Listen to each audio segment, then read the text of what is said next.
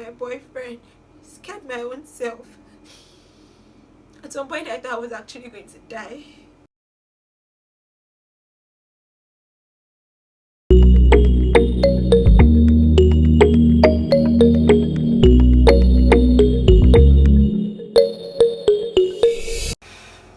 Hi darlings, and welcome back to my channel. It's your girl Beauty Name, and it's been a while that I filmed or recorded anything for YouTube, and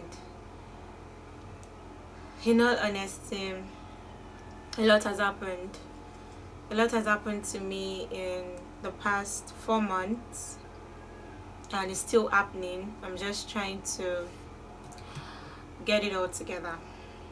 But before I proceed with this video, I want to say a big thank you to you all who subscribed to my channel and did not unsubscribe during my absence. Thank you for not unsubscribing, and for those that even subscribed, noticing that I've not been posting, I really still want to say a big thank you for still subscribing to my channel. And to everyone who checked up on me, who texted me, who reached out to my boyfriend because they couldn't get through to me, I want to say a big thank you. I saw your messages, even though I didn't reply most of them, not because I didn't want to, but I was in a very dark place and I couldn't really reply anyone. Okay, so proceeding. Yeah, you must have noticed that I've been off for, well, according to YouTube, I've been off for a month, but I've actually been off for more than a month. I've been existing and not existing almost at the same time, and it all started like 4 months ago. I didn't want to accept the fact that I might be depressed or I am depressed. I denied that fact for a very long time, and it kept eating me up till I lost it all. I couldn't use social media anymore. I lost interest in a lot of things. I didn't want to talk to my friends. I didn't want to talk to my family members. If it was possible for me not to talk to my boyfriend, I would have not also spoken to him. I just wanted to be on my own, and I was dying while being on my own. So I graduated last year and I had plans, a whole lot of plans. My plans were they were actually very simple and decent, really. I didn't plan on gaining freedom and going wild, going for parties after school, because I couldn't attend parties when I was in school. Well, I went to a private school, so you get that gist. But I wanted to know what it felt like to be employed, if the corporate world was my thing, or if I needed to be a boss on my own. I just wanted to know if entrepreneurship was my thing. So when I finished school and I went back home, I think that was when the depression thing started, because I was indoors most of the times. I wasn't going out, so I was at home, and my dad, being the ever-loving, overprotective daddy, well, he would have allowed me to go out, but then there was the pandemic, and I had underlying health issues that would have, made matters worse if I had the coronavirus. So I had to stay indoors, and staying indoors, I needed internet. I was still doing my YouTube. I needed to buy equipment, but I didn't have money. So I got home, no source of income.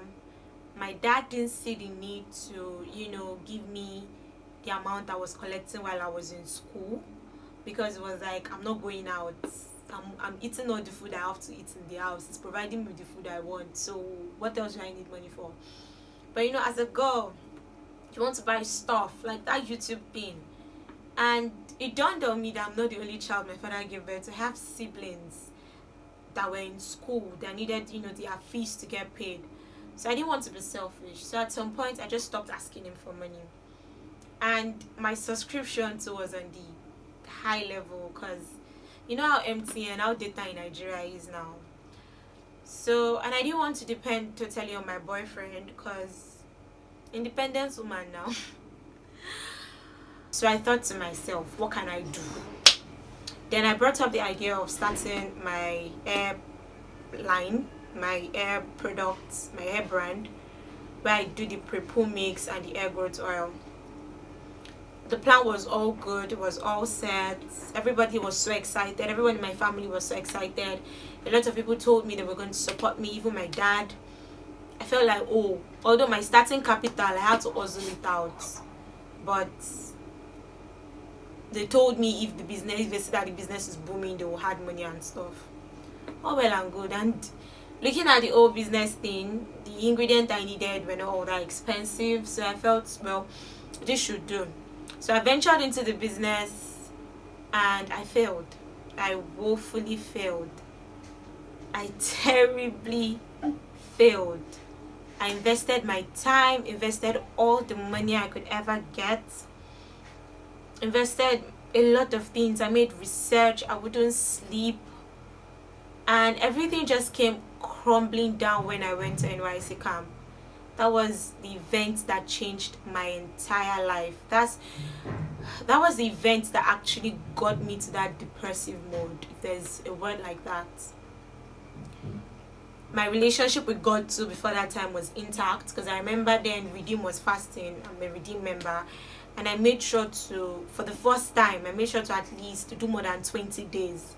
And I was reading my devotionals. I was at peace, because I felt like I had a connection with God, like I could do anything. I felt like I could fly, even though I was stuck at home, not being able to go out. Even if I wanted to go out, I didn't have the money to go out, because I was saving everything up for business. So it was time to go to camp, and before the whole camp thing came, it came as a shock. I wasn't expecting that date. The plan was to launch the business, put it out there for people to see, and kick off. Although I'd already been selling the products, people were buying, which was like making me excited. People were trying out the product, and I was getting good reviews. So I wanted to make a big business out of it. The plan was not even to make a big business, but just to, help people grow their hair and let them see what pre-poo mix can do for you. That was just it. So it was time to launch, and I had two options. Either I launch before I go for my NYSC camp, or I launch when I come back. And looking at the boat, I weighed it all out. I was like, if I launch after I come back, I might lose customers. I was just so scared. So I decided to launch before I left for camp. I had some product I had already made. I rushed some production a night before I went to camp. I was so tired. I rushed midnight production, because I make all the ingredients right from scratch. The amla oil, I have to do the whole thing myself. Onion oil, every oil I infused into the pre-poo mix were made from scratch. So I had to soak some, boil some. It was just so much work. And I took some to camp to sell, when I meet people. Then I left some at home in case there were orders, so my sister would ship them off. Then I got to camp and I sold everything. And I ran out of orders. In camp. I spent all the money I could get in feeding myself. I engaged in so many activities. Well, if you've not seen my NYSC camp experience, I'll drop the link somewhere here for you to watch. It was so much fun for me, although I had health issues. Camp was fun, but yet it was hell. I went through a lot. I cried almost every single day. I went through hardships. I went through challenges. So after I got back, I couldn't continue my business anymore. It was like I was about to start a new life. Now, before I went for NYSC, my plan was to serve in Lagos, because Lagos is a place of opportunity where you meet new people, where you can explore, you can just be free. And my parents stay in Ibadan. Ibadan can be choking. The mentality in Ibadan sucks. Things there are, I'm not saying Ibadan is bad, it's just that it's not as good, as fruitful as Lagos can be, even though Lagos is stressful. So my plan was to come to Lagos, get a job, work a 9 to 5 while I'm still doing my NYSC, the OPPA thing, and just serve. I just badly wanted to serve, and my plan was ruined. My parents went behind my back to plan Oyo Ibadan for me, and I couldn't change it. I tried to relocate in camp. A lot of issues came up. I couldn't relocate. Then I paid somebody, and up till now, the person I paid has not been able to relocate me successfully to Lagos. I don't want to talk about that right now because it is more depressing, but I'm going to be talking about that in my next video. So it was the NYSC camp that brought up the whole depression thing, that brought me feeling down, and I decided to move to Lagos, whether I was posted to Lagos or not, and that was when my problem started. I tried to get a job, couldn't. I spent 2 weeks at home doing nothing. I didn't show up at my PPA. I didn't go to Ibadan to report. I didn't do anything. Then I was sick. I started having breathing issues. I couldn't breathe well. I've always had breathing issues right from secondary school, but it was worse. I had constant chest pain. I got tired unnecessarily. I had body pains. Sometimes I would sleep and I would wake up feeling so tired, like I went to carry cement in my dreams.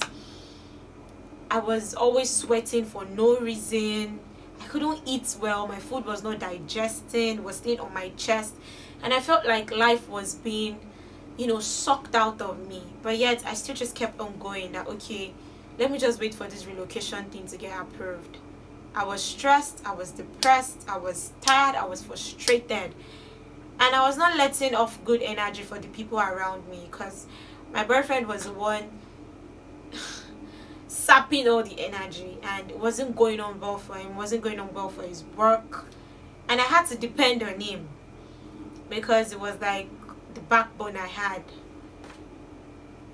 And so I decided I later got a job with an HMO company, and that was when I felt, oh, luck was smiling at me again. And I got to the company. That's also another story that I would shoot separately. It was another pandemonium. I was taking breaks. I had to travel between Lagos and Ibadan every week. I had to travel every week despite my health issue, my breathing problems. Then I tried to go see doctors. I've never really subjected myself to hospitals, so I didn't really have a good checkup on my health. Last year I was diagnosed of COPD, chronic obstructive pulmonary disease, and I was given a lot of drugs, Asmanol, Salbutamol. I was given so many drugs that were, I think, even adding to the depression. Then I just stopped taking the drugs because I felt it's not possible I have COPD. Like, when I went to check the health people that tend to have it, I didn't even fit in. So I took myself to the hospital with the HMO the company gave me, and that was when I got a series of diagnoses. At first I heard it was GERD, acid gastroesophageal acid reflux, that I should change my lifestyle, I should change the way I eat, I should change the way I sit. I tried, it didn't work. Then later I was asked to run a spirometry test to know if I really had COPD. The lab where I could have used the HMO to do the spirometry said they cannot do spirometry because there's COVID-19 outside. I had to look for another lab entirely that did not accept the HMO of my company, so I had to pay out of pocket with money that I do not have. Then I was subjected to some drugs. I had to take a lot of pills. Then later I started feeling pains in my, I think, it was this side, left hand side, and the pain was spreading to my shoulder and my hand, and it was so much. And then the doctor said I had angina pectoris, and I was like, what?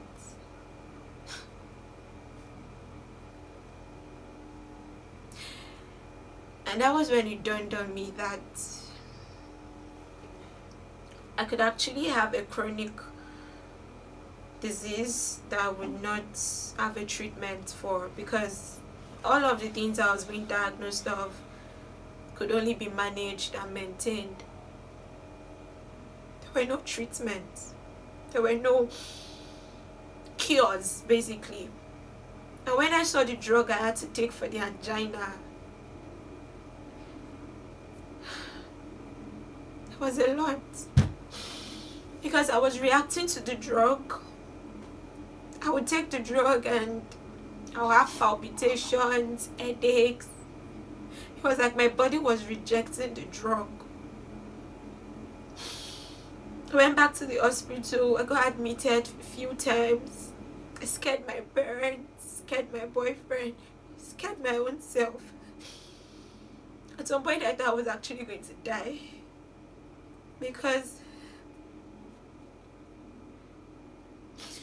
I was in so much pain and the drugs weren't helping. So I was asked to run some tests again. There was no money. I was taking too much breaks from work, from a company that is giving me free HMO. I wasn't working. I couldn't work. I just felt useless.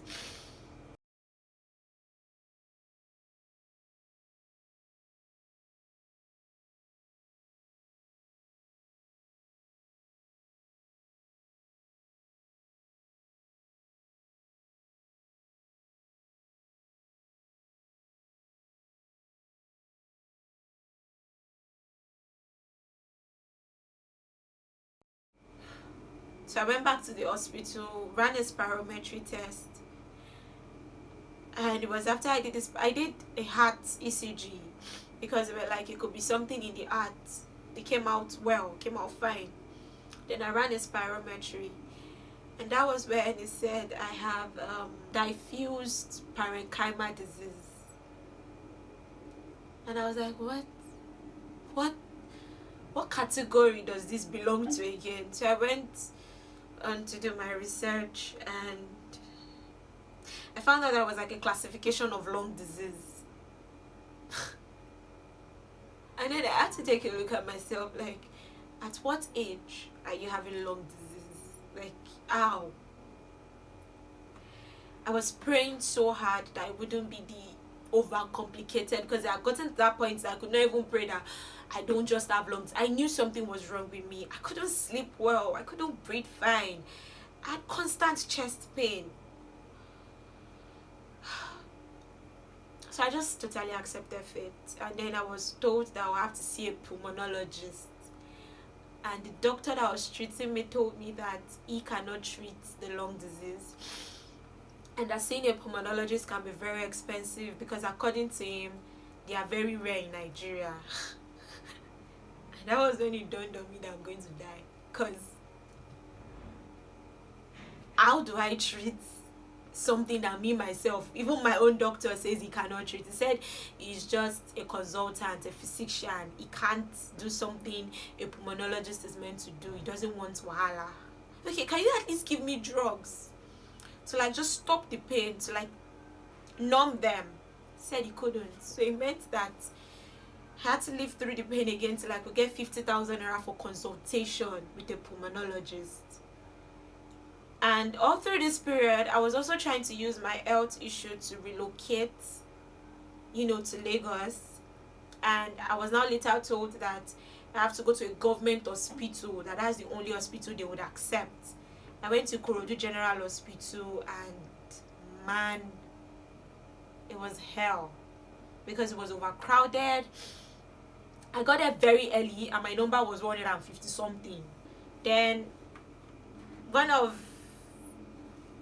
the support I have called me and said, oh, he has somebody for me in another general hospital, a pulmonologist, a very famous one, and they fixed an appointment for me. And I was like, oh, luck is smiling at me again.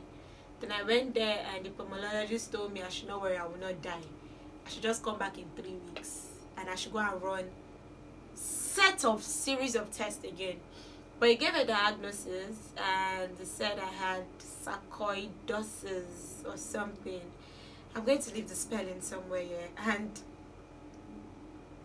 reading what that was, it's an autoimmune disease, and according to what my doctor said, because I couldn't even understand the jargons that was written concerning that illness, it says my immune system are fighting against one another, and I would need immunosuppressant drugs.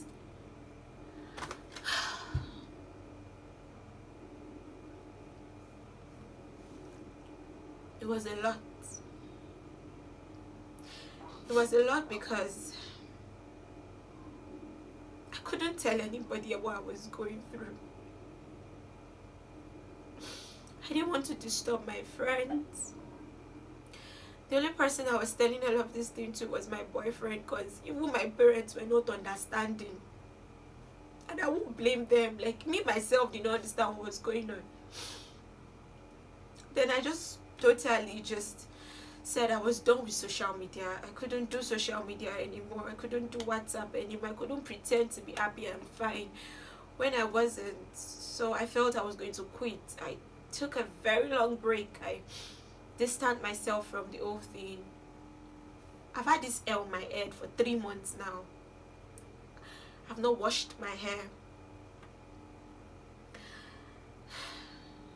I've not had time for myself. I just sit at home, eat, sleep, wake up, worry, get depressed. At some point I was diagnosed of anxiety disorder, panic attack, and later the pulmonologist had to put me on antidepressant drugs. And that was when I knew that I had hit rock bottom. I would have turned to be an alcoholic if not for my boyfriend, who was constantly trying to get me back, constantly trying to snap me out of the depression. Then my dad, who would call every single day to check up on me, to make sure I was fine. While all of these things was going on, I was spending my boyfriend's hard-earned money on some of the tests, on some of the drugs.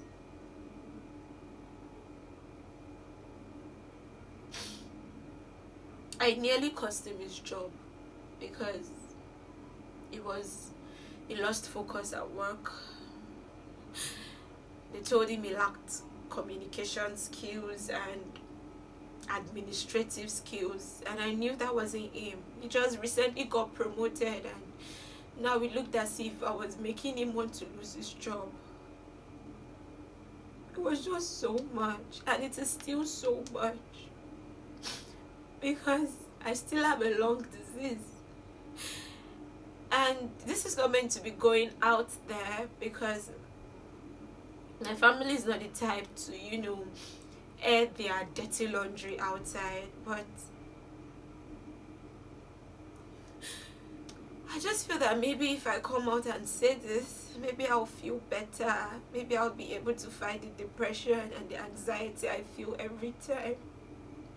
Maybe I'll be able to come back to who I was, how happy and excited I was about life. But several times I was suicidal. Several times I thought of ending my own life. It was just so much. Then I began to see myself as a failure. I would look back at the business I started some months ago and how everything has crumbled. I have so many of my pre-pull mix products here that I have not even sold. Goods worth over 30,000 naira a year. And I became jobless.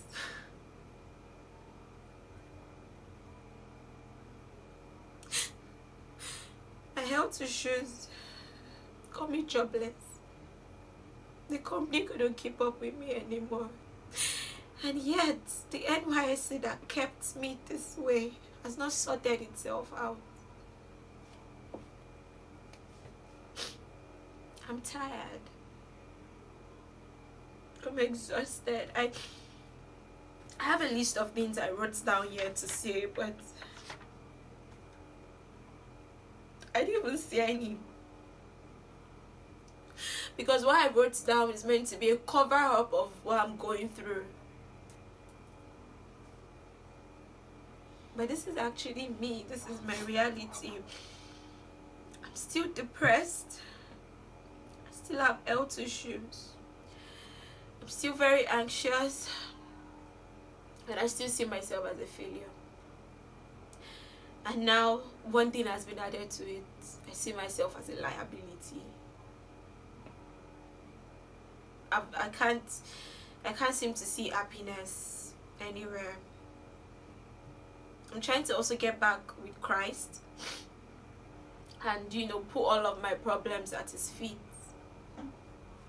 It's hard. This is me coming out clean because I want to be fine. I want to feel happy again. I want to be beauty once again. This is not me. I love my hair so much. And in 3 months, I've not even thought of washing it. I've been carrying my hair like a mad woman everywhere. I no longer care about my appearance. Anyways, in order not to feel like a liability, I decided to come back to YouTube. I told myself I have to make YouTube work. So I'm going to post more videos. I'm going to show up more on your screen. So what I just need you to do for me, maybe when I have money, I'll probably feel a lot better. I don't know. I'm quite close to getting monetized, actually. I have 670 of you guys, and with just a little push, I can get to over 1,000. And my watch hours is actually like spiking up because of the videos I have already, you know, published before.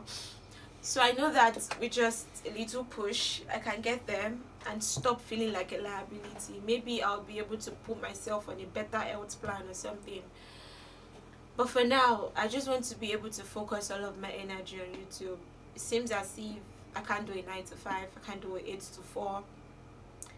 I don't belong to the corporate world. I've accepted. It's fine. I don't feel bad about it. So I'm putting all of the energy now on YouTube, and if you were able to watch this video to this very point and you've not subscribed, please subscribe to my channel. Watch my other videos if you haven't, because that is one thing that will spike up my public watch hours. I don't even think this video would even have up to 100 views, but for the 10 people that might watch this, I'm glad I was able to let this all out. I feel a sense of relief, I will not even lie, and I want to say a big thank you to my family members. You all have tried to understand me the best way you can, even though I didn't open up to most of you guys. Thank you. Thank you so much. And to my friends that checked up on me, that didn't even know what was going on with me but still kept checking up, I'm grateful. Thank you all so much for watching this video. And to my boyfriend who is behind this camera right now, thank you, because I was like this and you kept me like this. You, my dad, my mom's prayers kept me this far. Beauty would have been long dead and forgotten, but you guys were like a bond, a glue that held me together, and I'm forever grateful. I love you, babe. Thank you. So yeah, be expecting more content, more videos. This is just a video telling you why I've been off, why I've not been on YouTube or on social media. But now I'm back. Hi guys. Anyways, thank you so much for watching. I'll see you in one of my other videos. Please make sure to watch and subscribe if you haven't, and don't unsubscribe, please. Thank you so much for watching. I love you all so much. Bye, darlings. Mwah.